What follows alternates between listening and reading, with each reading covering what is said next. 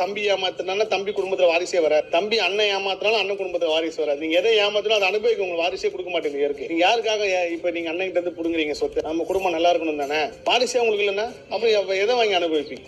So இதுதான் இதுல நீங்க எல்லாமே இதுல சரிசமமா செயல் பண்ணணும். அதே மாதிரி ஒரு புது இடத்த வாங்குறீங்க அப்படின்னா குறைஞ்சபட்சம் நீங்க செய்ய வேண்டியது அந்த இடத்துல இருந்து ஒரு மண்ணை எடுத்துட்டு வந்து ஒரு 5 நாளாவது இல்ல ஒரு 7 நாளாவது இல்ல ஒரு 9 நாளாவது உங்க வீட்டுல வைங்க.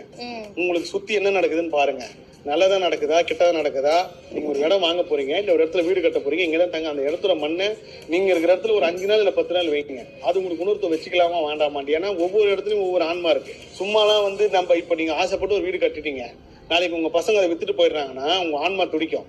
நம்ம கஷ்டப்பட்டு கட்ட வேண்டிய பிள்ளைங்க வித்துட்டாங்களேன்னு சொல்லி அந்த துடிக்க அந்த இடத்துல அந்த சக்தி வேலை செய்யும் 100%. அதனால இந்த இடம் சம்பந்தமா சொத்து சம்பந்தமா என்னைக்காவது யாரும் விட்டு கொடுத்துருங்க. இப்ப அந்த லேடி விட்டு கொடுத்தாங்கன்னா அவங்க சூப்பரா இருப்பாங்க. எந்த தங்கச்சி கிட்ட இடம் கொடுக்காம அடிச்சு புடுங்குறாங்களோ இவங்களுக்கு பெரிய பிரச்சனை காத்துட்டு. இதை யாரும் அனுபவிக்கணும்? இவங்க வாரிசு அனுபவிப்பாங்க. அந்த இடம் சொத்து விஷயத்துல குறிப்பா இந்த பெண் சகோதரிகள் கேட்கும்போது கொடுத்துருங்க. நல்லதோ கெட்டதோ கொடுத்துருங்க. அது உங்க வம்சம் அடுத்த கட்டத்துக்கு போறதுனால வழிவகை செய்யும்.